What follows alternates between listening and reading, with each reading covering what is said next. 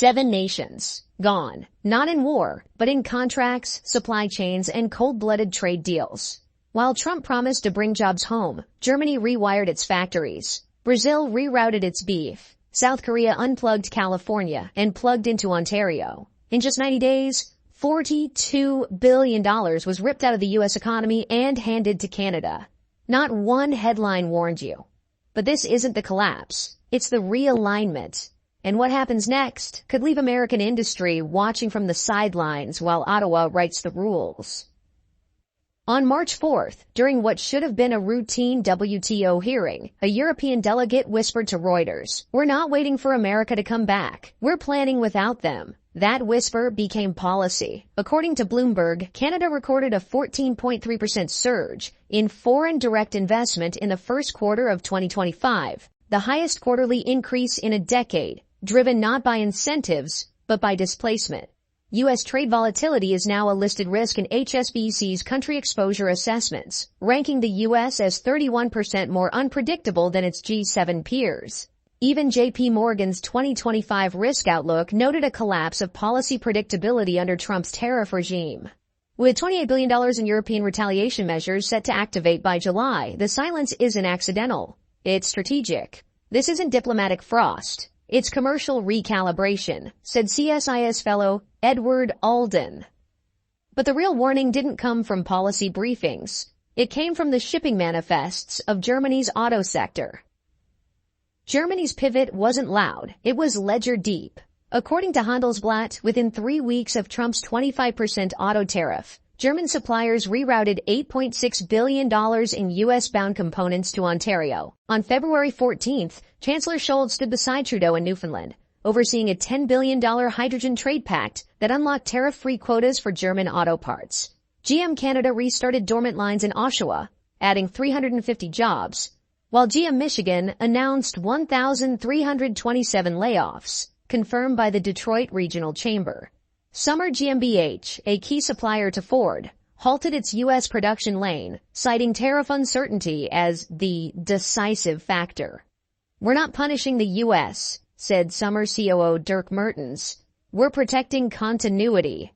As Detroit idled, ERP systems across Bavaria reprogrammed in real time to shift compliance protocols from U.S. to Canadian standards. Germany didn't abandon its American alliance. It updated it. The only question is, what happens when that system becomes permanent? When Trump hit renewable imports with a 30% tariff on March 12th, Denmark's Esbjerg wind terminal went still. According to the Danish Wind Industry Association, over $680 million in U.S. contracts were frozen within a week. But instead of stalling, Denmark went west. Further west. On April 1st, it signed a $1.5 billion clean tech trade agreement with Canada. Turbine blades once scheduled for Texas now land in Halifax. Solar arrays meant for Miami are unpacked in Saskatoon. Vestas reassigned 150 engineers to Halifax and Regina. Nova Scotia's Department of Labor reported a 250-person surge in energy sector hiring, tied directly to Danish equipment. Aalborg's factories adjusted their calibrations to Canadian voltage specs within 6 days, according to Burson.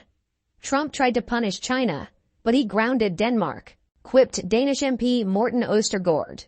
Yet, as orders piled up in Toronto, it was France that executed the most calculated energy redirection of the year. Quiet, brutal, and fully quantified. Inside South Korea's Incheon logistics hub, hundreds of containers packed with LG Chem batteries stood still.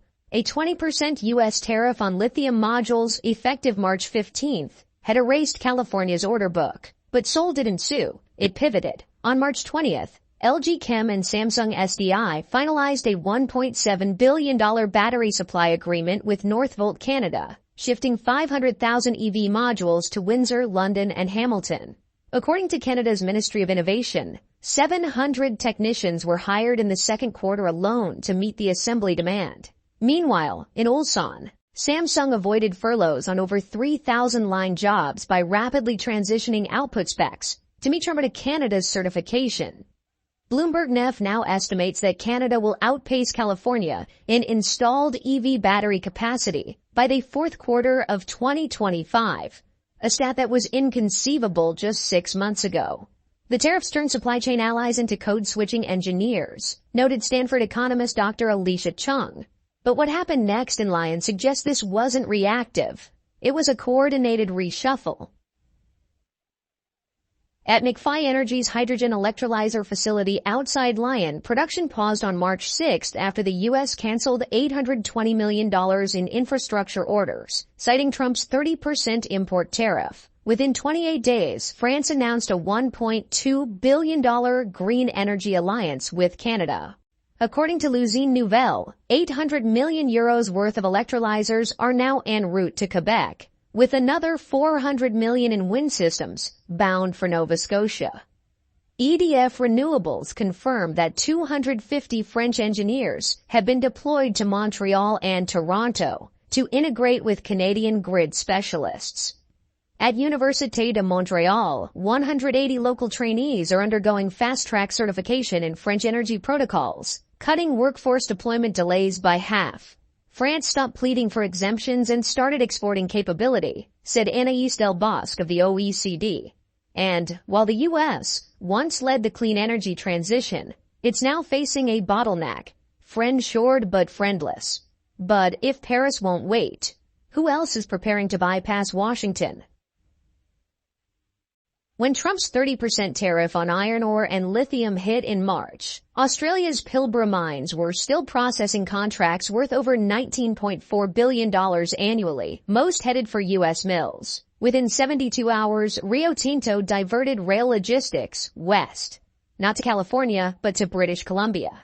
According to Bloomberg Mining Index, Canada signed a $3.5 billion mineral corridor agreement with Australia under the Northern Stars Initiative by April 20th. By May, Thunder Bay and Vancouver ports logged a 17.6% rise in bulk ore intake. And Ontario's steel mills, including Algoma and Stelco, boosted furnace capacity by 18%, confirmed by Canada's Ministry of Natural Resources.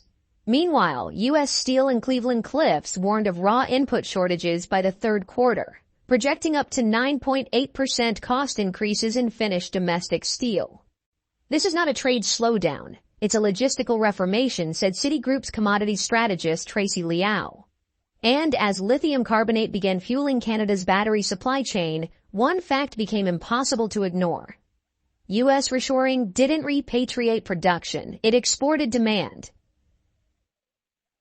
The U.S. slapped Mexico with a 35% auto parts tariff in early April, threatening $43 billion in northbound exports. And yeah, that sent shock through Ciudad Juarez, Monterrey, and Baja. But Mexico didn't fold. It forged a new corridor. Within 3 weeks, it formalized the Triple North Corridor, an $8.2 billion integrated parts pipeline with Canada, rerouting wiring harnesses, ECUs, and suspension systems directly into Ontario's manufacturing grid. According to Mexico's Secretaría de Economía, trade volume with Canada jumped 22.4% month over month, hitting a record $20.3 billion by May. Ontario's factories in Windsor and Brampton added night shifts, absorbing volume once bound for Detroit. We bypassed the blockade without breaking stride, said José Zozaya, president of AMIA. Bloomberg now ranks Canada as Mexico's number 2 auto trade partner for the first time since NAFTA's inception. The lesson? Washington isolated its supplier, but Ottawa scaled its value chain.